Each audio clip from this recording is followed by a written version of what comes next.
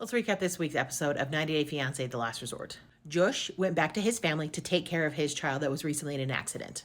So Natalie was not part of the exercise that the rest of the couples participated in. The therapist had them take a paintbrush, and one of the partners would go over the other partners all over their body, and they would say areas that they liked to feel the paintbrush. And so then they would take a little bit of, it was like jam or something like that, and put an X where they said, "Ooh, I like that spot."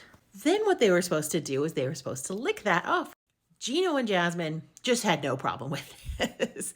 Like, what we saw Gino do to Jasmine should not have been on television. It was not G-rated. And some of the other couples participated a little bit. Again, Benny was just like, "Ari, don't touch me. Like, ew, don't, just get away from me. I don't even want you near me." Florian was kind of into it. He would do her neck and other places like that. But then his wife, she'd put it on her toes, and he was like, "Ew, I'm not touching the feet." Absolutely not. Then afterward, they do this yes, no, maybe, where each of the couples submitted a scenario, and then they had to say if they would not, or maybe would. One of the questions was, would you bring a third person into your relationship? And what that meant to most of the people was having 3 people in the bed at one time. Gino and Jasmine were both a yes. However, Jasmine wrote that, and actually she explained that it wasn't so much then in the bed, it was more she wanted to open the whole relationship because, as we know, even though they've been together for years, they've only done it like 5 or 6 times. And Jasmine definitely wants it more. And so why she wrote that was because she was saying that she should be able to kind of open it up, have a boyfriend or just random partners on the side that she can get satisfied from,